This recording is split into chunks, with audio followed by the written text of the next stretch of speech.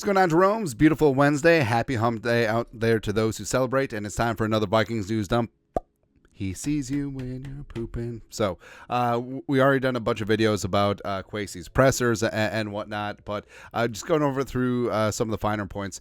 So Kwesi basically putting the kibosh on the whole JJ trade rumors and nonsense. Alec Lewis, the Athletic. Kwesi adofo-mensah on the idea of trading Justin Jefferson. That is not something that has ever crossed my mind. And you look at Kwesi, that's a guy who thinks a lot. Do I ever cross your mind anytime? No. So I don't see that happening. And frankly, I feel like the Vikings are kumbaya with Kirk Cousins. I think they'll get something done. I think they're copacetic with Justin Jefferson. I think the only one who's going to leave is Daniil. Yeah, I just don't get that vibe that the Vikings are all in on bringing him back. Obviously, they respect him as a player, but Daniil has earned the right to cash in. I mean, his extension, even though yes, he did sign it, it was below market the minute that he put pen to paper. So now he's getting paid. It's great.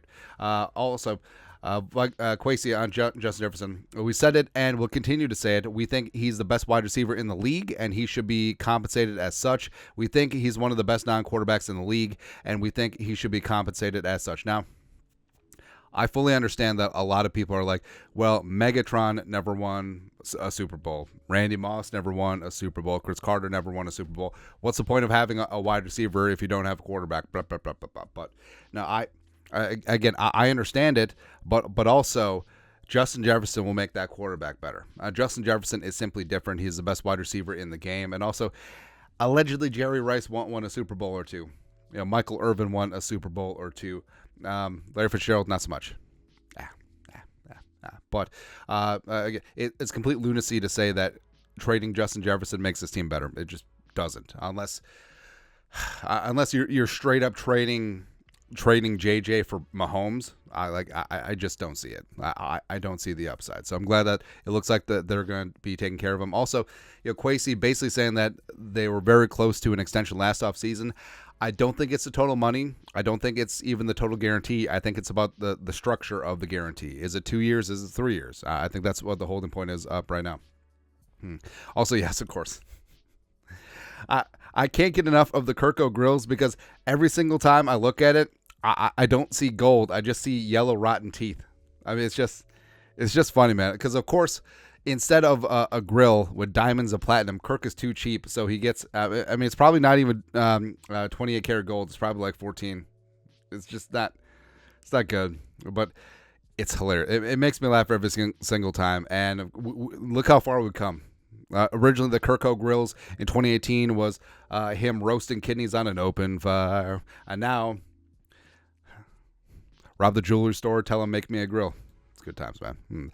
Also with the combine, so Underwear Olympics is going to be starting very soon. Measurements will be in, but also meetings will be going on all week. And Justin M., who's a great resource, give him a follow on the old Twitter machine. Boston College interior offensive lineman Christian Mahogany, many leather-bound books, has a formal meeting with the Vikings in Indy, among others, the source said. Physical interior presence that was excellent at the Shrine Bowl. And Mahogany would be a departure of what the Vikings have traditionally had on the interior offensive line. He is big. He is physical. He is a little bit chippy, which is great. He does have decent movement skills. He's not all world in terms of athleticism and movement, but he's rock solid. He is strong. I think that he's going to be a really, really damn good guard in this league. And there's going to be reports that the Vikings, just like every single team, will basically meet with every prospect there. And it's a little bit like speed dating, going around the hotel and whatnot. But it is a good sign. Also, the Vikings meeting up with Jaden Daniels, Ryan Fowler, Draft Network Go. Source says LSU quarterback Jaden Daniels has a former meeting scheduled with the Giants, who draft 6, Vikings, who draft 11, Saints 13, and also Saints 12. Raiders 13, as well as the Patriots at number 3 this evening. Daniels will also formally meet with the Washington Commanders on Wednesday. Commies at number 2. So, teams are going to do their work on Jane Daniels, and I don't like that Williams and May and Daniels reportedly aren't going to throw at the combine, because I think that you can really boost your stock. And I understand, like, these guys will probably win, play, show 1, 2, 3 in the draft, but you saw what it did for Stroud last year. You saw what it did for Richardson last year, where it's not so much, hey, you're throwing to, yes, I mean, generally receivers that you've never worked with before, but no pass rush. And I understand it should be easy, but it's not easy. And those 60-yard piss missiles that Richardson and Stroud were dropping last year was damn impressive. And you saw what happened. Like, even though Bryce Young still went number one, the hype around him wasn't there. And conspiracy theory, one of the reasons why Young didn't throw last year, because they tried to bulk him up as much as possible for the weigh-ins. So they didn't want him to throw when he was probably 15 pounds over his normal weight. But again, I understand they'll throw at their pro day, and they'll throw in a controlled environment with their people on their turf, literally, as well as their receivers. I get it, but it just seems like you're being scared of competition. And I think that Nix and Penix and McCarthy reportedly are going to throw at the combine. I think it could really do wonders for the draft stock. Also doing wonders is getting Josh McCown. Or, Josh McCown was highly sought after as a quarterback's coach. I think that McCown eventually will be an OC, eventually be a head coach someday. Hell, he actually might jump from being QB coach to a head coach. Like, he might go the Andy Reid route, where, I mean, McCown has basically been a coach for the last couple of years when he was in the league. But also, I mean, there have been speculations like, oh, Josh McCown is just going to be the head coach of the Texans when they were going through that gong show there for a couple of seasons. But I do think that McCown is going to do great things, and we'll go down the rabbit hole of what it could mean. Hey, he could bring in Drake May, who he coached in high school. He benched his son for Drake May. That's how good Drake May is, man.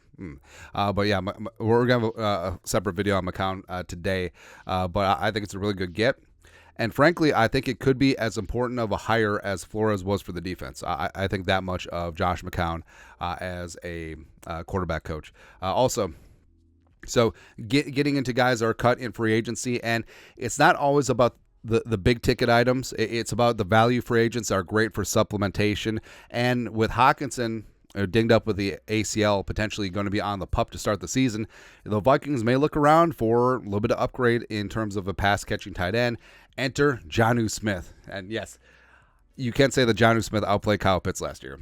And I don't know, like, I feel like the fantasy football nerds were like, oh, why is Arthur Smith doing this? I mean, it's not Janu Smith's fault that he played pretty good and Kyle Pitts played pretty bad.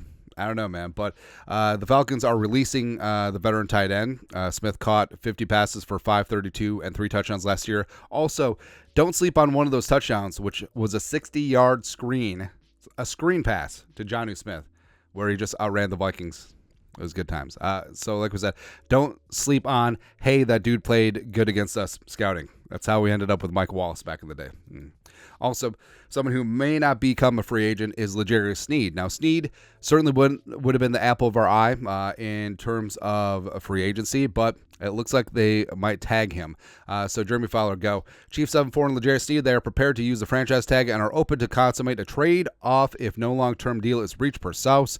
Sneed is agreeable to the scenario, giving him a chance to talk with other teams while KC remains in play. Now, whenever a player is tagged and traded, it never goes to the, sign him to an offer sheet and give up 2 first-round picks. It never goes that route. Like, basically, I mean, a player will get tagged and traded for, like, a second-round pick or a third and a fifth or something like that. And with Sneed, like, I would have been fine signing Sneed just as an open market free agent, but a tag and trade, nah. And for that reason, I am out. But what that means is, remember, you only get one franchise tag, and they're not going to put the transition tag on Chris Jones. So Chris Jones will be a free agent. I understand he's going to be 30, and I understand that he's probably going to command $30 million a year, but also I don't care. I don't care, man. That's all. Lastly, so a little bit of fun. Sleeper HQ put out what NFL record will never be broken, and we put out 2. And I would be willing to wager that both of these records will not be broken in my lifetime. Well, in my projected lifetime. So we'll say, like 40. Oh man, that made me really sad. 40, 45 years. I don't think that these records will be broken. Paul Krause's 81 career interceptions, because all of the rules now favor the offense.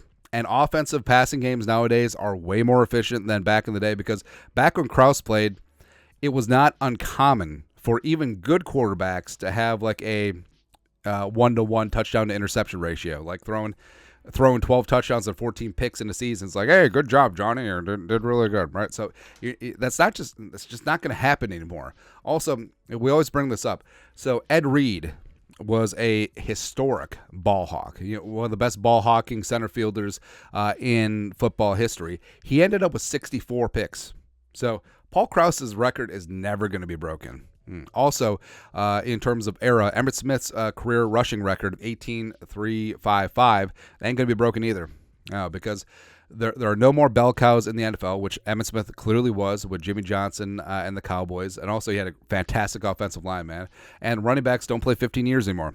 Just like Emmitt did, he played 12, 13 with the Cowboys, played 2 with Arizona. You just don't see that anymore. And even when Emmitt was in Arizona, he was getting significant work. So I think that one is never going to be broken. Just the way that the game has changed, it's much more of a passing league now, and it's much more running back by committee. And, I mean, the whole anecdote of, hey, Todd Gurley is younger than Derrick Henry, but he's been retired for 3 years. I mean, that's what it is for running backs. Like, look up noted running backs from, like, fantasy, from, like, not so recent past. They're surprisingly young. Like, name a bunch of, like Beanie Wells is probably only, like, 33. Or something like that.